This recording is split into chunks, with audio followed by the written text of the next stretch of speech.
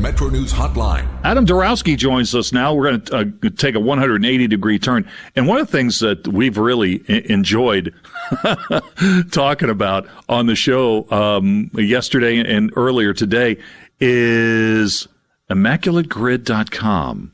It's a great time waster in a good way if you're a sports fan. Adam, how you doing today?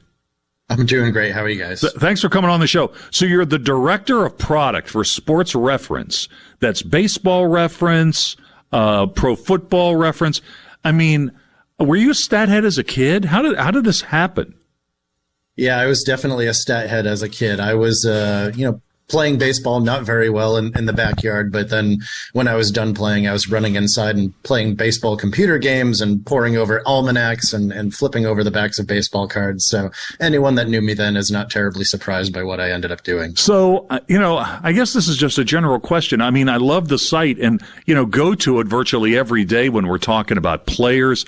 I mean, how do you choose the stats that are at baseballreference.com? I mean, do you basically have all the advanced stats? Are there advanced stats that don't qualify for your page? How do you decide what to put up there? Right. I mean, a lot of it depends on what we have access to as well. There's some, ultra modern metrics that teams are using that we don't have access to.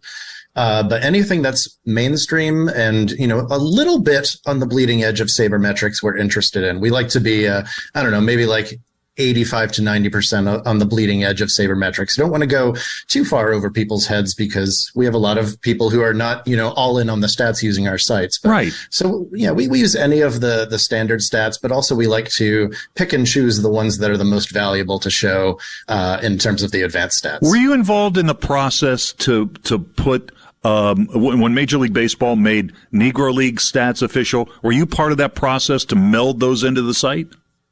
Yeah, everybody that works at Sports Reference was involved in that project in some way. That project alone was the most rewarding thing I've worked on in my career. Just being able to promote the careers of these, too long overlooked players was amazing, and that's just reignited my own personal research interest as well. Yeah, I'm sure. A project like RetroSheet is massive, obviously. So I guess that's similar to what you do in one regard. I mean, do you have, quote unquote, all the stats? Do you have them all? We have most of the stats that people want. I can't say we have every stat because there's a stat for everything. The newer things that are coming out, like the exit velocities and launch angles and stuff like that, and certain pitch values. We haven't gone too deep into those yet. We have some of them. We're testing it out to see what our users think, but I wouldn't say that we have every single stat.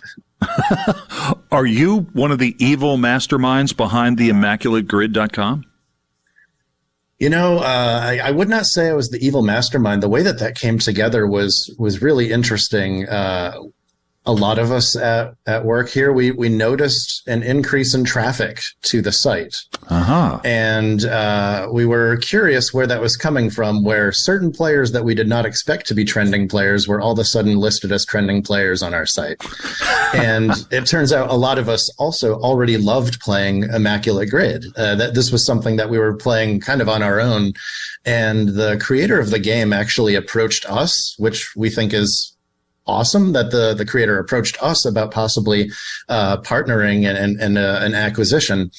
And one of the reasons he approached us is because he knew we do every sport. And we could take this to football, basketball, hockey, which we have done all of those in the last 7 days. We've launched all of those in the last 7 days. Wow. So it's really been a whirlwind of a couple of weeks here at Sports Reference where, this was not we've never been a game company, and we made this decision to purchase a game, which was a risk, but not something we'd ever done. And a lot of the things that we're working on day to day, all of a sudden is like uncharted territory. There's like a lot of interesting things that we're trying for the first time and experimenting. And honestly, I think we all feel so alive doing it because it's totally new and we can see the results immediately, and fans are loving it. So I played the game for the very first time yesterday. And when I saw the puzzle and I saw that I needed a player who played for both the Mets and the Astros. So I naturally went to Nolan Ryan. And I think the machine basically laughed at me. It's like, come on, amateur. Because you're looking for the rare combination to score the biggest point total, right? You know, not necessarily. What I love about this game is that people can play it however they want. And some people have started playing, they call it Family Feud style, where they're trying to actually pick the most commonly picked player. So there's so many different ways you can do it. I saw some people are trying to fill out a grid of only second basemen or only people who ever played for the Cubs. And the beauty of it is you can kind of make your own rules. All right. And we're talking with Adam Darowski. He's the director of product for Sports-Reference, the maker of Baseball-Reference, Stathead, and more. You're also one more question about this.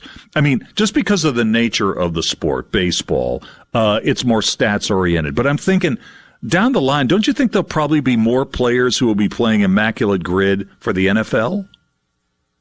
I definitely think it's possible. We've gotten some pretty good uptick already on the number of people playing in basketball and football. But I think that what we're getting right now is we're mostly getting the baseball fans who are trying those games out.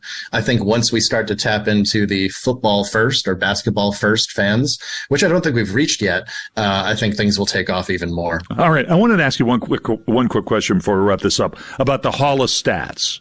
And yes. such a great project. I mean, what percentage of the current members of the Baseball Hall of Fame don't really have the numbers to be in the Hall of Fame? It's a great question. According to the Hall of Stats, which, you know, it's a Hall of Fame populated just by the numbers. Right. And if there's one thing we know is that, you know, the numbers are great, but we wouldn't 100% trust just the numbers to do this. But if it was up to just the numbers, about a third of the Hall of Fame would be swapped out with another, you know, crop of players. Now, that's not to say, you know, they're all egregious decisions to put them in. You know, some of them are just barely over the line and get swapped out with some other players. But, you know, there's probably a good, you know, 3 dozen or so that raise some eyebrows. And there are a lot of players outside the Hall of Fame who also deserve that recognition as well. Adam, let me ask you this. Shohei Ohtani. Today he threw his first complete game shutout, first of a doubleheader the Angels had with the Tigers this afternoon. If Shohei's career ended today, would he be in the Hall of Stats? He would not yet. He's getting closer every year, but he wouldn't quite be there, I don't think. We don't calculate it day by day. We do it at the end of the year, but he's not quite there yet, I don't think. But, you know, another year of this, and I think he would be there. What is your response to someone who says that what Ohtani is doing now is superior to what Babe Ruth was doing in his era? That's a tricky question because a lot of people ask, you know, how would Babe Ruth do in Major League Baseball if you dropped him in right now? And there's so many different factors. You know, it's an integrated league now. It's a global league now. But at the same time, you know, he would have the years and years of developing under a system like this. So I think he would still be a star. What Ohtani's doing, though, is he's not he's actually a batter and a pitcher at the same time. I don't think people realize that Babe Ruth started as a pitcher and then became a batter. He wasn't really doing both. You know, back then, of course, the pitchers batted, so he got plenty of at-bats that way. But Shohei Ohtani is the first full-time pitcher and hitter that we've seen since, honestly, the Negro Leagues. If you look at a player like Bullet Rogan or Martin Dihigo, those are the players we should be comparing Shohei Ohtani to. Adam, I've enjoyed having you on the show. I have to ask, are you the best Immaculate Grid baseball player in the office?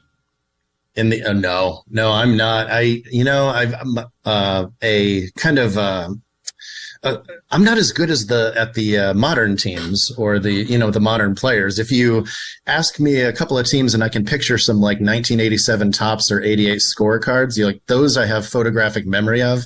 I'll get those players. But if somebody gives me a Marlins and Rays cell, I'm going to fail because, man, those teams, I just don't know them as well as a lot of the 80s and 90s teams. Coop, you got something for Adam? Oh, I was just listening. Okay. No, all of my stuff gets way too deep, and we would be on here way too long. I could talk about like the Layman database and baseball archive and all of that stuff back pre Sports Reference stuff. But no, man, I love this stuff. I use Baseball Reference literally every day. Yeah, we're at the site every day. We love it. Adam, thanks. Thanks for coming on the show. We really appreciated the conversation. MetroNews Hotline.